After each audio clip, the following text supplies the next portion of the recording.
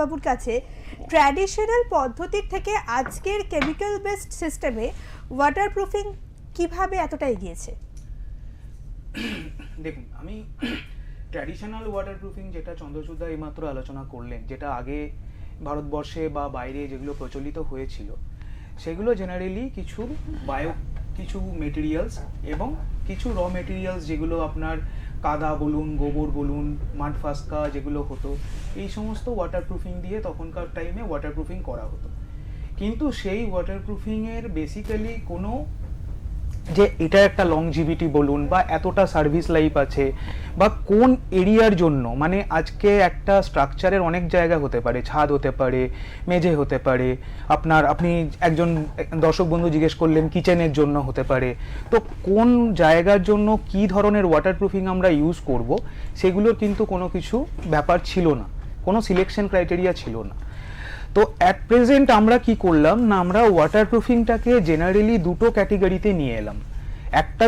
দুটো ক্যাটেগরি কি না, এক হচ্ছে আমি কংক্রিটটাকে এমনভাবে ডেভেলপ করব যে জল কংক্রিটের মধ্যে দিয়ে ট্রাভেলই করতে পারবে না।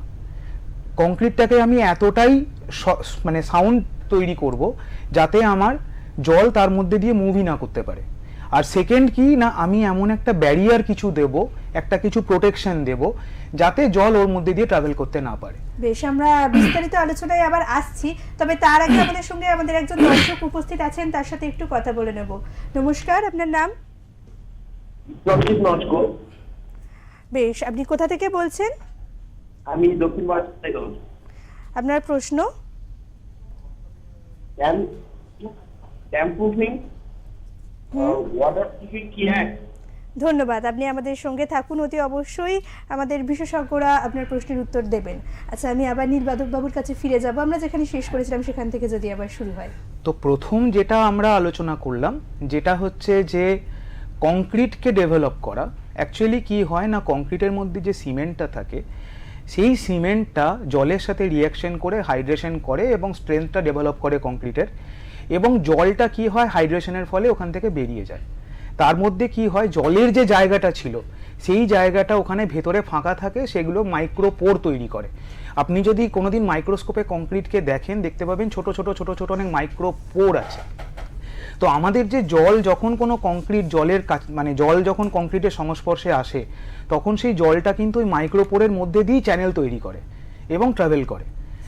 তো সেক্ষেত্রে আমরা এমন এক ধরনের ওয়াটারপ্রুফিং করি যে ওয়াটারপ্রুফিংটা কি করে না, কিছু ক্রিস্টালাইন ফর্ম করে এবং সেই গর্তগুলোকে, সেই ছেদগুলোকে ব্লক করে দেয়। তার ফলে কি করে, জলটা কংক্রিটের মধ্যে দিয়ে ট্রাভেল করতে পারে না।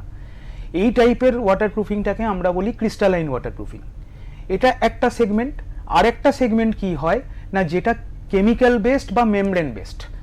যেটা মেমব্রেন বেসড হতে পারে, আজকে আপনি কোনো একটা ব্যারিয়ার বা প্রোটেকশন দিয়ে দিলেন, যেটা এপিপি মেমব্রেন বলুন, পিভিসি বলুন, টিপিও বলুন, অনেক রকম ক্রাইটেরিয়া আছে। সেই রকম মেমব্রেন, সেগুলো কোথায় ইউজ হচ্ছে তার উপরে ডিপেন্ড করে।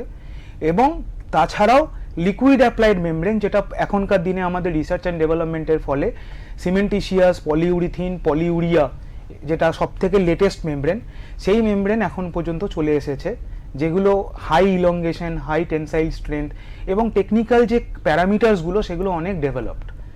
তো এইভাবে ধীরে ধীরে আমাদের, যেটা আপনি কোয়েশ্চেনটা করেছিলেন, যে এইভাবে আমাদের ইতিহাস থেকে আমরা ডেভেলপ করতে পেরেছি। এখন আমাদের কাছে প্রপার সিস্টেম আছে, আমরা কোন জায়গায় কোন ওয়াটারপ্রুফিংটা ইউজ করব আমরা ডিজাইন করতে পারি। যে কিচেনের জন্য এটা, বাথরুমের জন্য এটা, ছাদের জন্য এটা, যেখানে আমি গাছ লাগাবো বা প্ল্যান্টেশন করব তার জন্য এটা। সো সেই সেগমেন্টেশনটা আমার কাছে আছে। বেশ বেশ, এখানে আমি একটু অ্যাড করি, মানে